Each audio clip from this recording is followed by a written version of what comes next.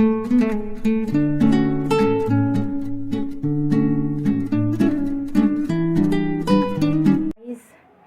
To my YouTube channel SS study 93। तो आज हम पढ़ने वाले हैं वैदिक संस्कृति के बारे में। ठीक है, वैदिक संस्कृति के बारे में देखते हैं क्या है। वैदिक संस्कृति एक ग्रामीण संस्कृति थी। ठीक है, वैदिक संस्कृति क्या थी? ग्रामीण संस्कृति थी। इसकी शुरुआत 1500 ईसा पूर्व से मानी जाती है। सिंधु सभ्यता के पतन के बाद, है ना, इस संस्कृति का उत्थान हुआ था। वैदिक संस्कृति का संस्थापक आर्यों को माना जाता है। वैदिक जो संस्कृति है उसके संस्थापक किसको माना गया है? आर्यों को माना गया है। ठीक है, आर्य जो है वो वैदिक संस्कृति के संस्थापक हैं। आर्य जो है आर्य शब्द का, है ना, आर्य शब्द का शाब्दिक अर्थ श्रेष्ठ, कुलीन, उत्तम और उत्कृष्ट आदि होता है। ठीक है, आर्य वर्तमान में वैदिक सभ्यता के बारे में जानकारी प्राप्त करने का मुख्य स्रोत चारों वेद, उपनिषद, ब्राह्मण ग्रंथ आदि है। ठीक है, वैदिक संस्कृति को उसके लक्षणों के आधार पर मूलतः 2 खंडों में विभक्त किया गया है। यानी जो हमारा वैदिक संस्कृति है उसको 2 भागों में बांटा गया है, जिसमें से पहला है, उसके प्रथम खंड को ऋग वैदिक संस्कृति कहा जाता है, जबकि दूसरे खंड को उत्तर वैदिक संस्कृति कहते हैं। जो ऋग वैदिक संस्कृति है इसके विषय में मुख्यतः जानकारी ये है कि ऋग्वेद के माध्यम से हम इसे प्राप्त कर सकते हैं। जो ऋग वैदिक संस्कृति है उसको ऋग्वेद के माध्यम से प्राप्त कर सकते हैं, और जबकि जो हमारा उत्तर वैदिक संस्कृति है उसको हम मुख्यतः सामवेद, यजुर्वेद और अथर्ववेद के साथ साथ उपनिषद और ब्राह्मण ग्रंथ, है ना, आरण्य इत्यादि है, इसके माध्यम से हम जो हमारा उत्तर वैदिक संस्कृति है उसके बारे में हम जानकारी प्राप्त कर सकते हैं। और हमारे जो ऋग वैदिक संस्कृति है उसका अगर पता लगाना है तो हम ऋग्वेद के माध्यम से उसका पता लगाते हैं। तो अब आगे देखते हैं ऋग वैदिक काल। ऋग वैदिक काल जो है हमारा 1500 ईसा पूर्व से 1000 ईसा पूर्व तक है।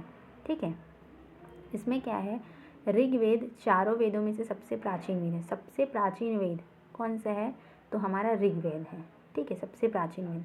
ऋग्वेद के आधार पर वैदिक मंत्रों का आख्यान करने और कर्मकांड करने वाले पुरोहित को होत्र कहा जाता था। ठीक है, जो हमारे पुरोहित थे उसको क्या कहा जाता था? होत्र कहा जाता था, है ना, ये होत्र है। अब देखते हैं वैदिक नदियाँ। ठीक है, वैदिक नदियों में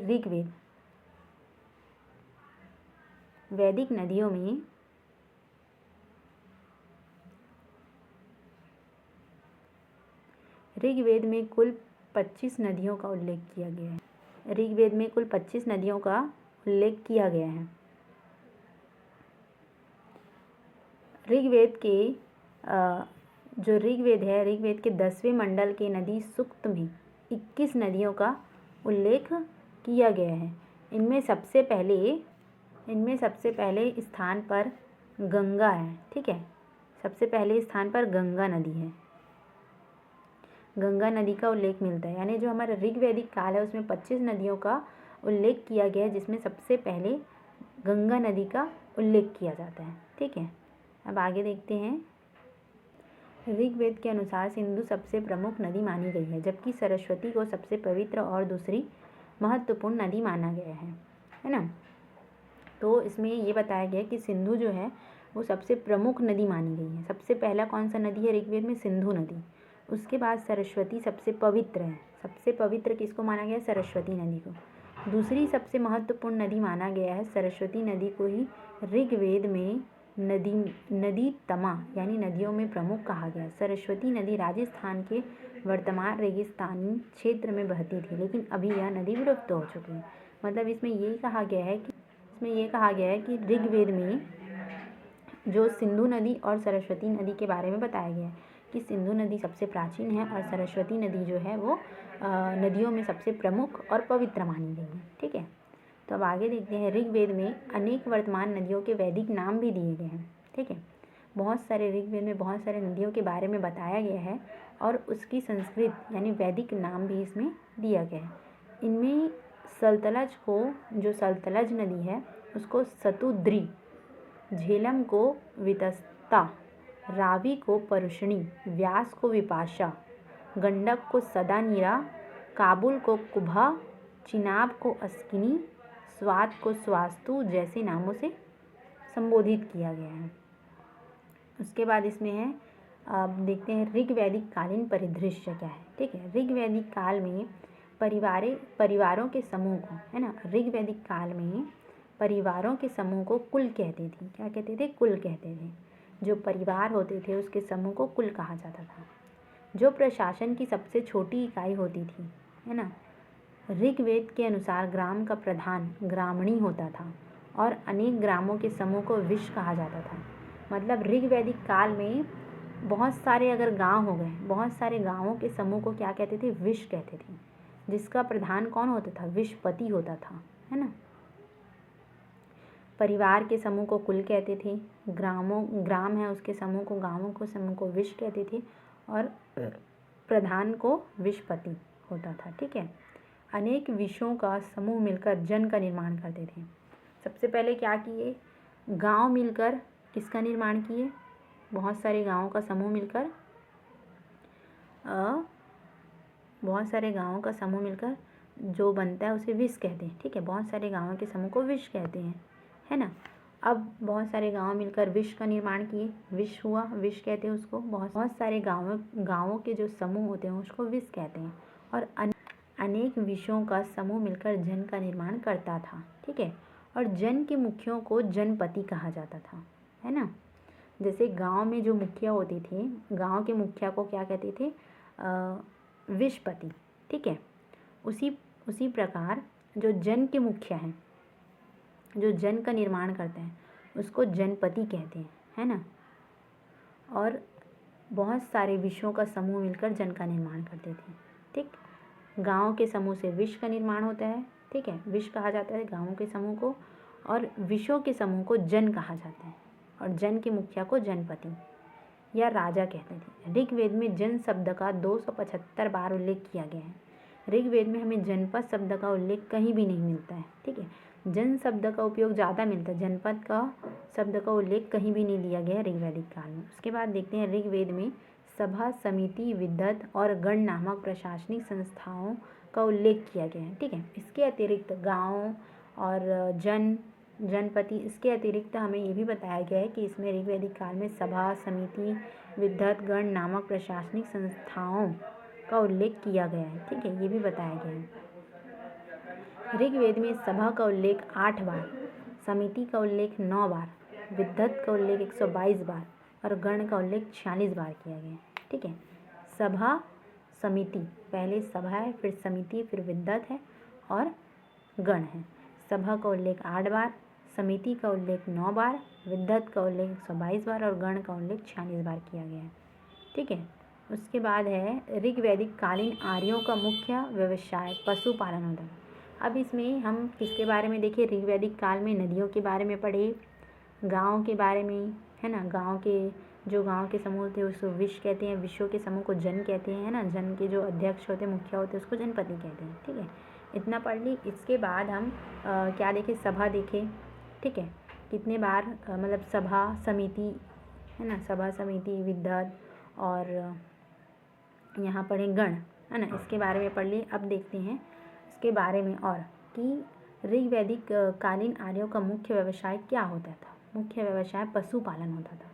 जो ऋग्वैदिक काल में जो लोग थे वो मुख्य रूप से पशुपालन ज़्यादा करते थे। ठीक है, इस दौरान कृषि का पूर्ण विकास नहीं हो पाया था। मतलब इस समय वैदिक काल के समय क्या होता था? कृषि का पूर्ण विकास नहीं होता था। ठीक है, उस समय पशुपालन ज़्यादा होता था। मतलब अगर किसी व्यक्ति के घर में पशु, गाय, है ना, गायों की संख्या अगर अधिक है तो उसको अमीर कहा जाता था, है ना। तो इस दौरान कृषि का विकास नहीं हो पाया था, पूर्ण विकास। और ये लोग घुमक्कड़ जीवन जीते थे। ऋग्वैदिक काल में जो लोग थे वो घुमक्कड़ यानी घूमते रहते थे। ठीक है, पशुपालन करते थे, पशु को चराते चराते घूमते रहते थे। और ऋग्वेद में मतलब अगर ऋग्वैदिक काल को अगर आप विस्तार से और अच्छे से पढ़ोगे तो इसमें बताया गया है कि गाय की 176 बार। ठीक है, सबसे पहले गाय के बाद भैंस है, बैल है, सॉरी, है ना। गाय के बाद बैल है, बैल की 170 बार और घोड़े की सबसे ज़्यादा 215 बार। सबसे ज़्यादा घोड़े की, फिर उसके बाद गाय की, फिर उसके बाद बैल की, तीनों चीज़ों की व्याख्या ऋग्वैदिक काल में मिलता है। उसी प्रकार है ना, उसी प्रकार इसमें हम देखें सभा, समिति, विद्वत और गण का भी उल्लेख मिलता है। ठीक है, अब देखते हैं ऋग्वेद में हल के फाल का उल्लेख भी मिलता है। कृषि योग्य भूमि को ऋग्वेद में उर्वरा कहा गया है। मतलब हल के फाल का भी उल्लेख मिलता है इसमें, और जो हमारे कृषि योग्य भूमि है उस टाइम ऋग्वैदिक काल में उसको क्या कहा गया? उर्वरा कहा गया है। ठीक है, उर्वरा कहा गया है। तो इस प्रकार से हमारा ऋग्वैदिक काल पूर्ण हुआ। ठीक है, ऋग्वैदिक काल में हम लोग 25 नदियों के बारे में ये उल्लेख हमें मिला। ऋग्वैदिक काल में हम 25 नदियों के बारे में हमें पता चला कि ऋग्वैदिक काल में 25 नदियों का उल्लेख मिला है। ठीक है, जिसमें मुख्य रूप से हमें गंगा, सिंधु और सरस्वती नदी के बारे में हमें जानकारी मिली। ठीक है, सरस्वती जो नदी है वो पवित्र नदी मानी गई है और सिंधु नदी जो है वो सबसे प्रमुख है, और इसमें गंगा नदी का भी उल्लेख मिलता है। ठीक, नदियों के बारे में देखें। उसके बाद देखें कि इसमें सल्तनत, मतलब जो हमारी नदियां हैं उसको संस्कृत में क्या क्या बोलते हैं, मतलब वैदिक नाम भी है। जो हमारी नदियां हैं, है ना, उसकी वैदिक नाम के बारे में पढ़ें। ठीक है, जैसे चिनाब है, चिनाब को अस्किनी, है ना, अस्किनी कहा जाता है। तो ये इम्पॉर्टेंट टॉपिक है। ठीक है, उसी प्रकार हम देखें इसमें कुल के बारे में, कुल जो परिवार के बारे में देखें, है ना, जो परिवार का समूह होता है उसे कुल कहते हैं। ठीक है, और गाँवों के समूह को विश कहा जाता है, और विश के मुख्य प्रधान को विशपति कहते हैं। और इसमें उसके अतिरिक्त ऋग्वेद में ये बताया कि 275 बार किसका उल्लेख है? जन का उल्लेख है 275 बार, लेकिन इसमें जनपद का उल्लेख नहीं है। उसके अतिरिक्त सभा, समिति, विद्वत और गण के बारे में भी देखें। और